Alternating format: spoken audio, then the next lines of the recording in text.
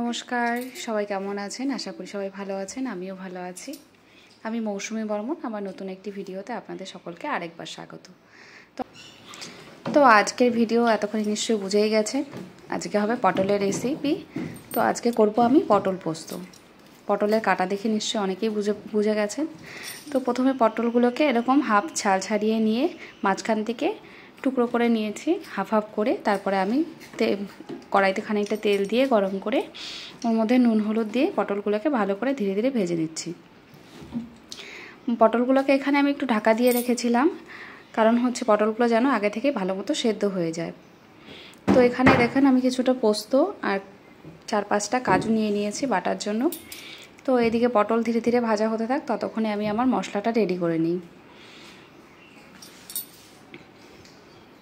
তো এখানে পোস্ত আর কাজুটাকে একসঙ্গে বেটে নেব এবং তার সঙ্গে কিছুটা কালো সর্ষে আমি নিয়েছি। এই সর্ষেটাকে আমি আলাদা করে বেটে নেব। লঙ্কা আমি দিচ্ছি না। কেউ যদি চাও তোমরা সর্ষের সঙ্গে লঙ্কাটাকে একসঙ্গে বেটে নেবে। তবে সর্ষা আর লঙ্কা একসঙ্গে একটু লবণ দিয়ে বাটলে পরে সর্ষার যে তেতো ভাব তাতে থাকে না। কিন্তু আমি কখনোই বাটি না, আমার সর্ষেতে কখনো সেই তেতো ভাবটা লাগে না, আমি জানি না কেন। যাই হোক, এদিকে আমি মশলাটা করে নিচ্ছি। করে নিয়ে ততক্ষণে আমার পটলগুলো ভাজা হয়ে গেছে। পটলগুলো নামিয়ে নিচ্ছি। এদিকে দেখুন পটলটা আমি লবণ হলুদ দিয়ে যে ভাজছিলাম, লবণগুলো সব তেলের নিচে চলে আসছে। তো সেক্ষেত্রে আমি এখানে সেই লবণগুলোকে ছেঁকে ছেঁকে ফেলে দিচ্ছি। তো খানিকটা তেল দিয়ে দিলাম। তেল গরম হয়ে আসছে। এরপরে দিয়ে দিব আমি কালো জিরা ফোড়ন।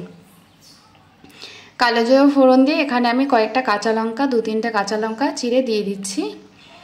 তার মধ্যে দিয়ে দিলাম একটু হলুদ। এরপরে দিয়ে দিব হচ্ছে বেটে রাখা কাজু আর পোস্তর যে বাটাটা আছে সেটা প্রথমে দিয়ে দিব। দিয়ে খানিকক্ষণ একটু নাড়াচাড়া করে নেব।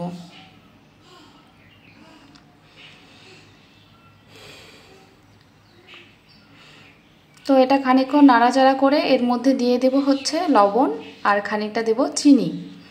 তো আমি সব রান্নায় চিনি ইউজ করি না, কিন্তু আমি এরকম পোস্ত দেওয়া কিছু কিছু রান্না আছে যেগুলোতে আমি একটু সামান্য চিনি ইউজ করি। চিনিটা অপশনাল, আপনারা দিলে দিতে পারেন, না দিলে নাও দিতে পারেন।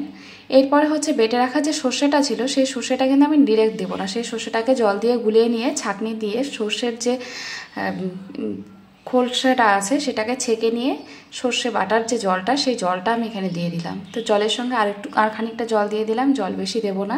দিয়ে পটলগুলোকে এর মধ্যে দিয়ে দিচ্ছি। পটলগুলো এর মধ্যে দিয়ে মিনিট 2-3 বেশ ভালো করে ফুটিয়ে নেব।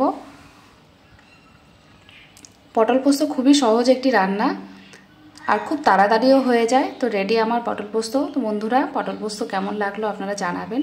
ভিডিওটা ভালো লাগলে লাইক শেয়ার করবেন। Thank you.